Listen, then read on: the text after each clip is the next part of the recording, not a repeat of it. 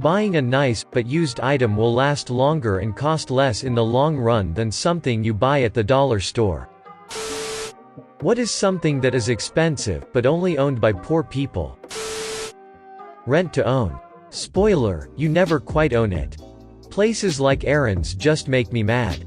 It seems like you're getting a good deal, but you aren't. You're paying like twice as much for an item. Tattoos. They're not cheap, but somehow they're inked from head to toe.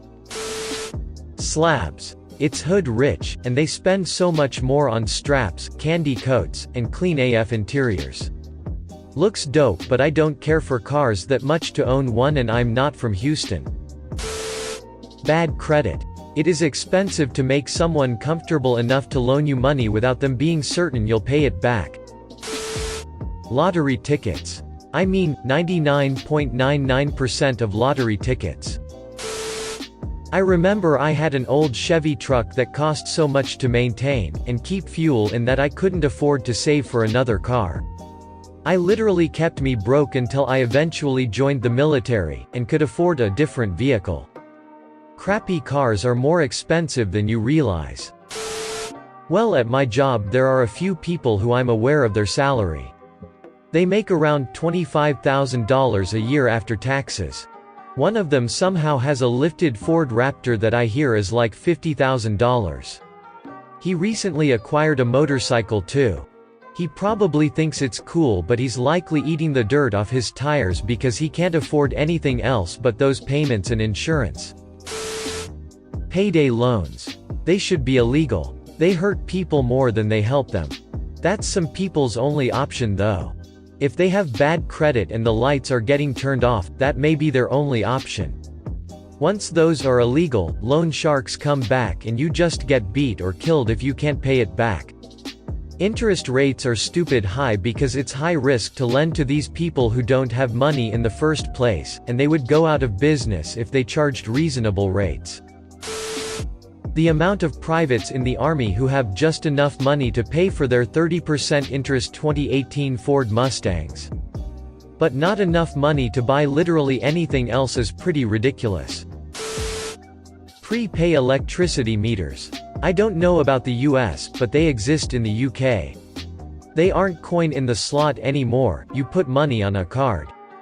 But the worst thing about them is that they are often in rented accommodation for poorer people, and they charge a higher rate per unit of electricity than a normal meter. So the poorest people are charged more for the same thing. Edit, I have to add that a couple of people have pointed out that not all suppliers charge a premium these days, and there is now a limit to how much extra they are allowed to charge. Single items of things that should be bought in bulk. Like single rolls of toilet paper. Barely scraping by paycheck to paycheck means buying bulk is sometimes impossible. Samuel Vimes got it right. Take boots, for example.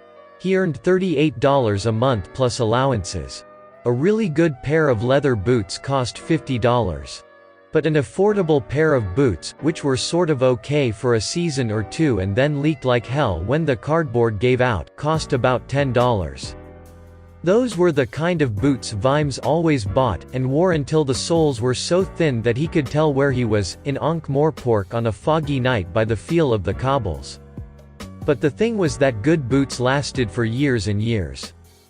A man who could afford $50 had a pair of boots that'd still be keeping his feet dry in 10 years' time.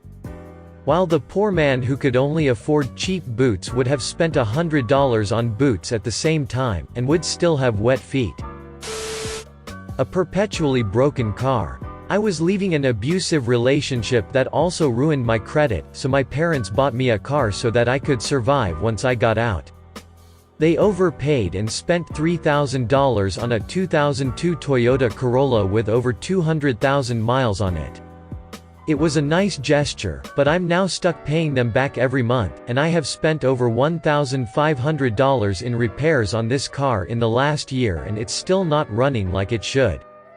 There's no way I could find another sucker to buy this piece of junk, so I'm stuck with it until I can pay it off, or until I fix my credit. What a mess. Usually quickly preparable food items. They're usually more expensive than if I stuffed a bell pepper with rice, and a small amount of minced meat, and shoved it with the oven with tomato sauce for example.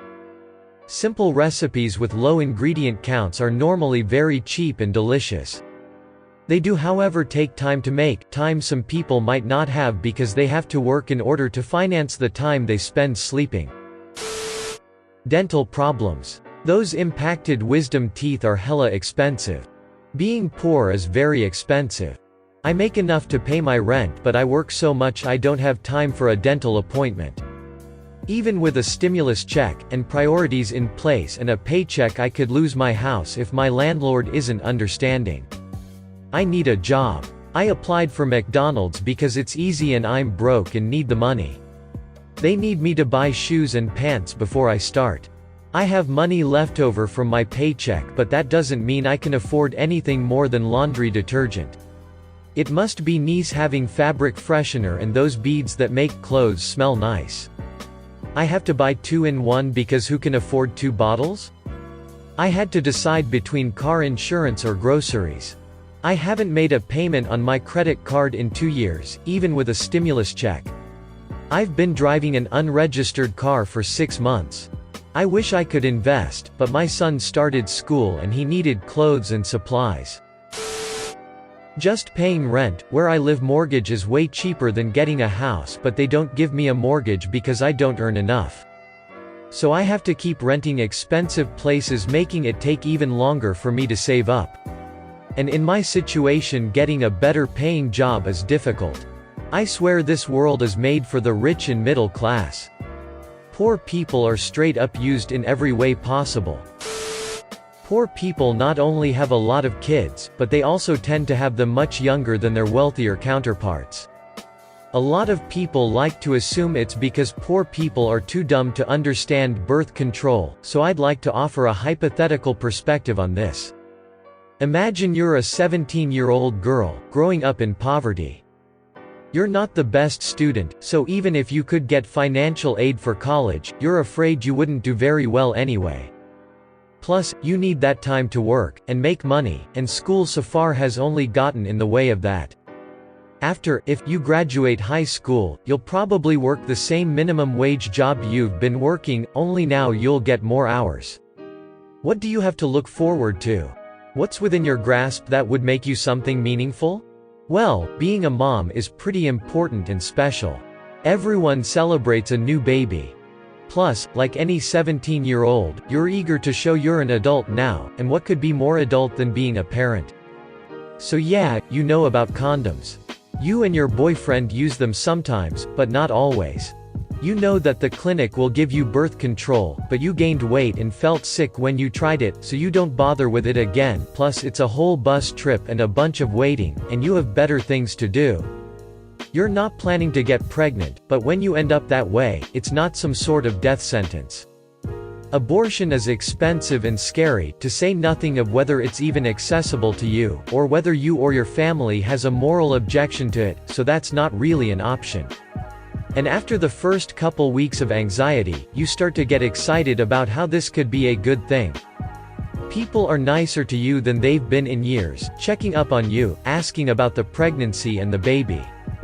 You're something now, you're a mom. Cheap equipment of all sorts. Like dollar store items that really shouldn't be available in the dollar store. This is the Boots theory of socioeconomic unfairness.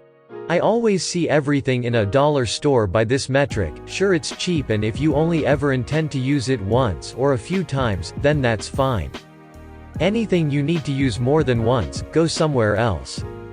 A good modern example would be pots and pans, bakeware and similar. At a dollar store, even if you get a reusable baking tin, it's likely going to fail or rust or otherwise become unusable long before something that's 10x the cost at Walmart. Even the Walmart tin will likely last hundreds of times longer than the dollar store tin.